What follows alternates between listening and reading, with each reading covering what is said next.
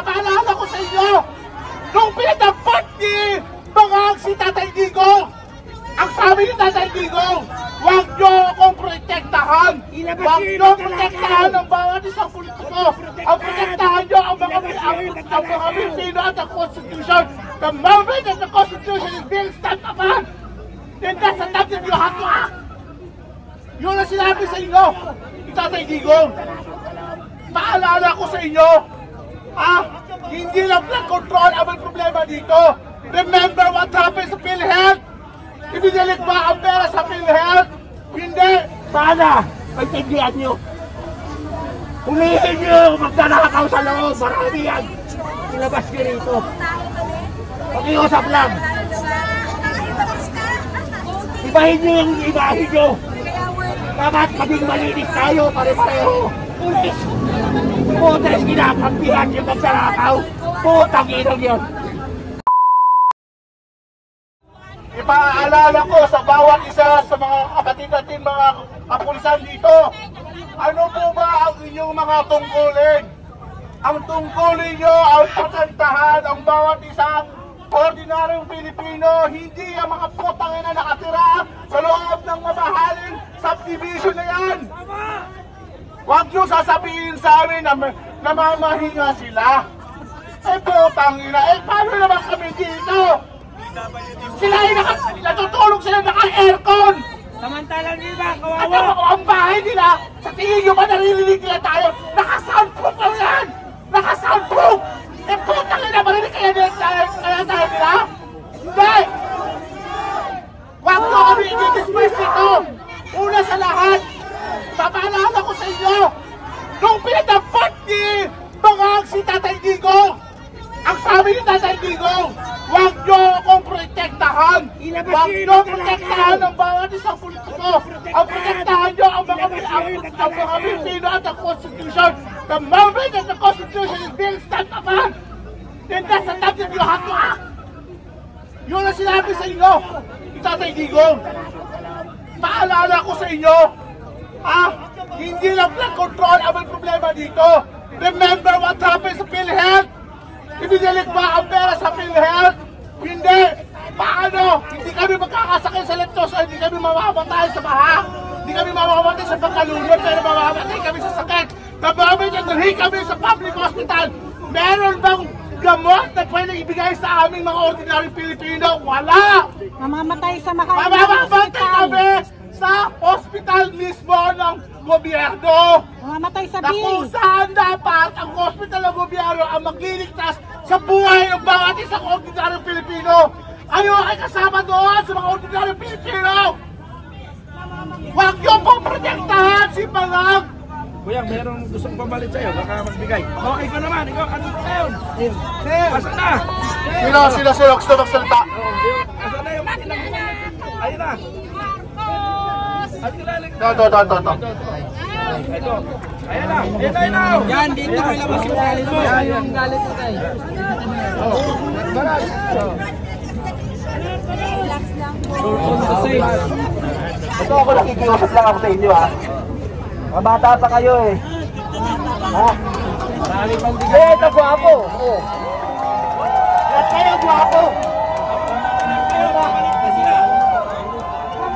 Sayang.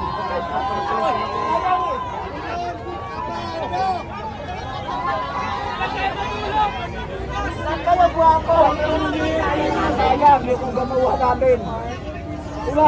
Ikisig natin. Diba? Uniforme nyo, talaga tikas eh. Diba? Pero, yung tikas nyo, pinatago nyo yung magnanakaw.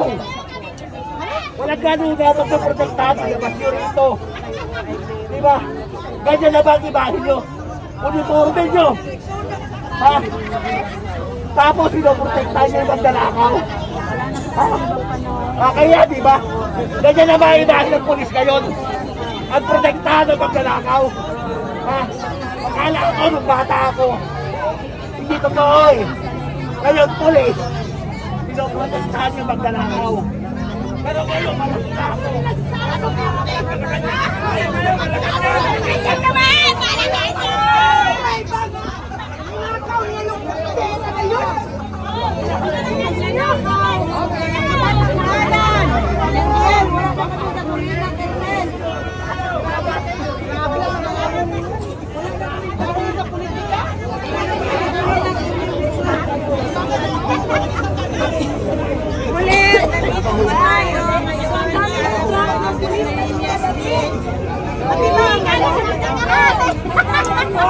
Ha?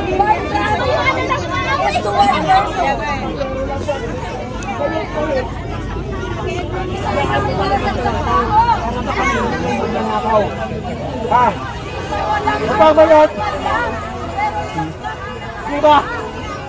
Ito, pero ko PNPA yun. Diba? Pero hindi ako kumukonsinsi sa magdanakaw. Sana, maintindihan nyo. Hulihin nyo magdanakaw sa loob. Marami yan. Ilabas nyo rito. Pag-iusap lang. Ibahin nyo yung ibahin nyo. Dapat maging malinis tayo, pare-pareho. Magkamana ng ibahin natin, pare-pareho. Pulis! Putres, kinakampihan yung magdanakaw. Putang inang yun. Matagal na kwento yan eh. Hindi ka ako naniniwala. Pagka tumanda ako rito, putita mo ako. Pagka ngayon, ang polis, pinokonsinti, pinoprotektahan ang magnanakaw. Sir, magreklamo kami, sir. Tinakawan kami. Ang laki! West ng bayan. Ulihin nyo! Ulihin nyo sa loob yung magnanakaw. Ito sa namin kayo. Dahil kung hindi, kami ang huhuli. Sweldo nyo galing sa amin eh. Diba? Okay. Paano kayo nagalag ng mga anak nyo kung kinukonsinti nyo yung nakawan? Diba? Ang magnanakaw, huliin nyo. Sintensya natin. Marami sa loob. Nakikiusap na kami sa mga pulis eh. Sabi namin, bakit Kayo,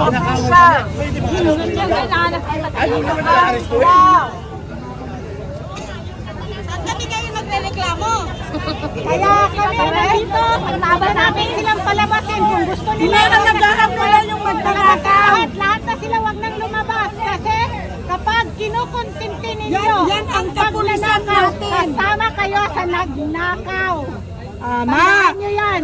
Kayong mga nakatira dyan, alam namin na hindi kayo lahat ay nagnanakaw. Merong mga private citizens na nandyan na maayos. Maayos ang inyong pamumuhay, maayos ang inyong pagnenegosyo. Pero meron kayong mga kapitbahay dyan na nagnakaw sa kaban ng bayan. Kapag kayo ay kinonsilti ninyo sila, kasama kayo sa nagnakaw sa bayan at kasama kayo sa nagpapahirap sa taong bayan.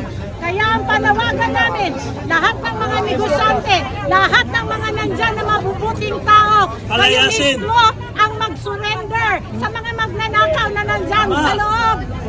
Tama. Ma'am, ano po yung masasabi niyo? Pagdagdag ninyo yung mga Ang masasabi ko lang po, isa lang.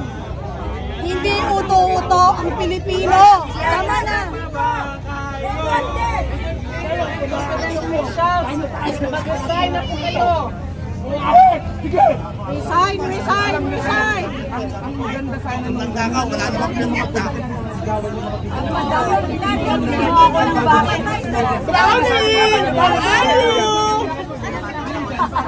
Baka nandun sa sakyan niya yun yung nag-ano, nagsisigla.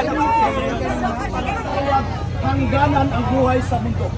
Sino ba sa atin ang gusto mamumuhay ng 1 milyon na tao? Buhay na ito, hindi natin alam. Malay natin bukas wala na tayo. May nanamatay sa isla, inaatay nila ng puso. May nanamatay sa sakit. At masalamat kung may namamatay sa katandaan. Si Makatay hindi magkakaroon ng mamatay dahil kung kumutan siya ng ating bansa para ipaglaban ang ating bansa. Super DM! Walang tao ang makatalang bayan ng ating Panginoong Kristo. 30 years lang, unya niya, tinupad ang misyon niya dito. Pagkatapos ng 30 years na tinupos ng Panginoong Kristo, tayong mga kasalanan. Bumalik siya sa langit. Pero ano bang standard ng karyaan sa langit na iniwan ni Kristo? Huwag kang magnakaw. You shall not steal. Kasali yan sa 10 utos ng Diyos. Kung kayo Pinupupikahan nyo ang mga politikong magtanakaw. Nagiging accessories din kayo. Dapat mangugumpisal din kayo. Dahil sa oras na pinupupikahan nyo yung mga politikong sinitoto, nagtanakaw ng kabanang bayan. Accessories of sin ang tawag yan. Sin of omission yan. Ano bang sabihin? Ibig sabihin ng sin of omission. Yung hindi natin ginagawa ang kalooban ng Diyos. Ano bang pagdasal natin? Na tinuro ng ating Panginoong Kristo. Amahan tamon, sumasalangit ka. Sabahin ang ngalan mo. Masusunod ang kalooban mo dito sa langit para sa lupa. Sino masusunod? Ang kalooban ng Diyos. Pero ngayon, sino nasusunod kalooban dito? Hindi ang Diyos. Ang kalooban ng tao. Dahil sa sakim at galit sa kapangyarihan, inaaki ang ating mundo ng bayan. Kaya sa tingin nyo, pupunta ba kami dito? Kung walang dahilan, tanungin nyo ang inyong mga sarili. Kayo, biktima din kayo. Dahil wala kayong magagawa. Dahil may mga pamilya dito yung dapat buhayin. Naintindihan namin. Siguro kung kayo sa panig namin, siguro masasaktan din kayo. Hindi pa ba kayo naawa sa akin dahil sa rally naging lalaki na ako? Kasi naging babae dahil sa rally naging lalaki ako. Hindi na pa kayo naawa? Ilaban natin yan! Ayan, kung mundo, makikita nyo po. Hala, matulog na tayo! Higa tayo dito sa sahig. Maganda dito! Super DM natulog na. Oh, naglatag na si Super DM. Ang mga sindikatong politiko nagpapasarap sa buhay. Samantalang ang mga nagsasakripisyo sa mga taong kanilang pinupulitan. Hindi siya nagpapagod, pero gusto niyang magpahinga muna. Mapupuyat Mamaya, hindi energetic para na naman yan. pabantayan Nag-charge ang mga Nag-charge lang yan. Mamaya, tingnan nyo. Babanat na yung Makata ng bayan. Si Makata, nagpapahinga lang. I-recharge lang ang Makata. I-recharge lang ang bayan. Magbibigayan ng kanyang testimonya. Sinulugan muna kayo ni Makata. Nagre-recharge muna siya.